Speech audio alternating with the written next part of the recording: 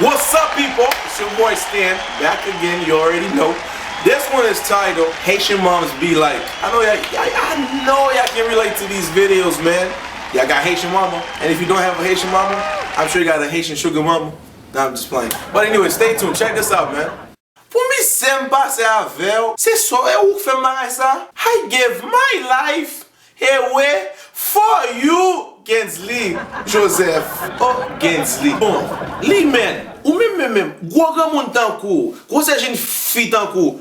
Mais mon zio va kon boui, la ou prêter, ou kon nek pran, la ou prêter. Ou di m'te tout. Bon, Gedji, kon yon pran pour gare pareil ou, on ek bon mon bagay kembe puis moi matos ramasser et puis that's it. Gedji, m'bay gare non, ba yem te fait non. Bon, ou même michman, ou ba rien de fois pour faire.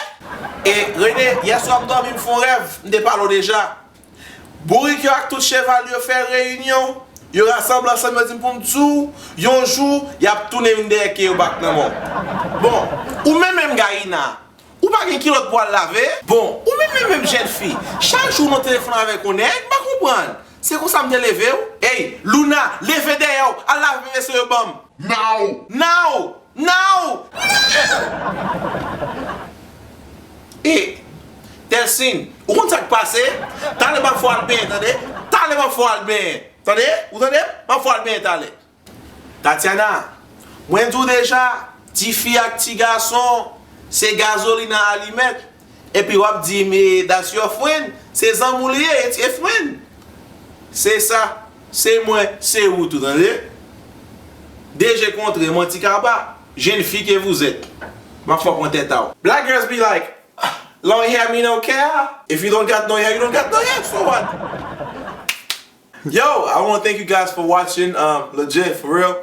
Ndino Messi, you know, I ask that you guys just keep watching, subscribing. So be sure to follow me on Instagram, Twitter, Facebook, any social media you could think of.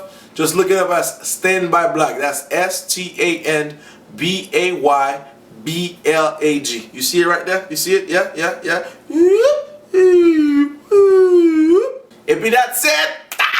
Oh. Kat fini, bon même parler même. 20 minutes later. Allô?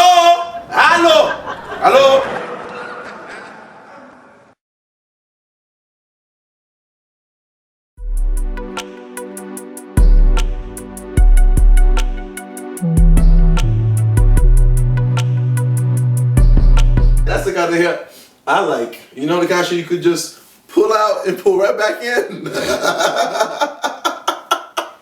Somebody's gonna be offended. I guess be like, no. Alright. No. Come on. No.